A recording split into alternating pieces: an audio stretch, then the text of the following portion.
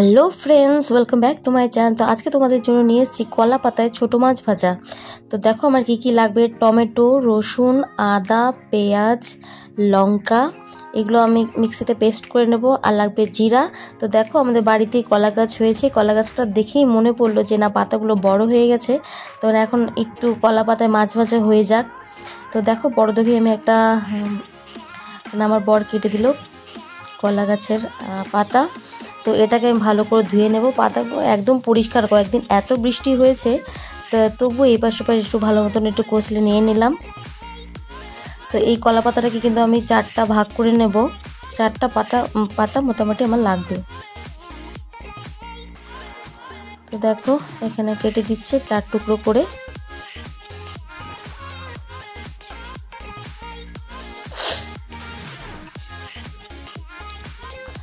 তো দেখো এখানে আলু ভাজার মতন আলু নিয়ে নিয়েছি, দিয়ে দিলাম ছোট মাছ। আর এখানে যা যা মশলা নিয়েছিলাম সব আমি বেটে নিয়েছি।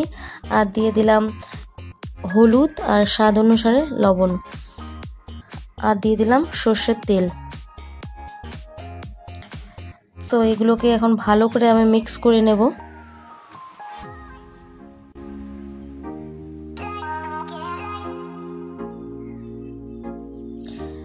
কলা পাতায় কিন্তু এইভাবে মাছ ভাজার ক্ষেত্রে দারুণ লাগে।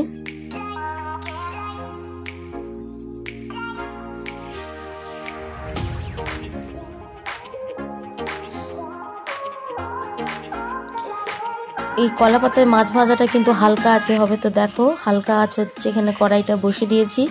এখানে প্রথমে একটা কলা পাতা সিধা করে দিয়ে দিলাম।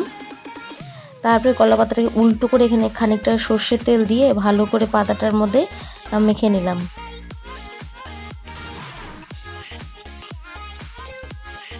তো দেখো এর মধ্যে এবার বসিয়ে দিলাম কলা পাতাটাকে দিয়ে। এর মধ্যে যে মাছটা আলুটা মেখে রেখেছি মশলার সাথে, সেগুলো আস্তে আস্তে দিয়ে দিলাম।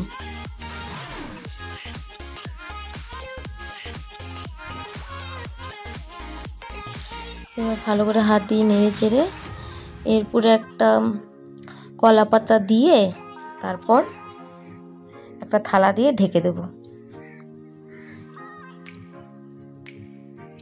তো দেখো এটা কিন্তু একদমই হালকা আছে হতে থাকবে এইভাবে। তো দেখো খানিকটা একটু উঠিয়ে দেখি কি পরিস্থিতি। হালকা একটু জাল জ্বলে গেছে। তো দেখো এই যে সুন্দর সিদ্ধ হচ্ছে আস্তে আস্তে আস্তে আস্তে করে।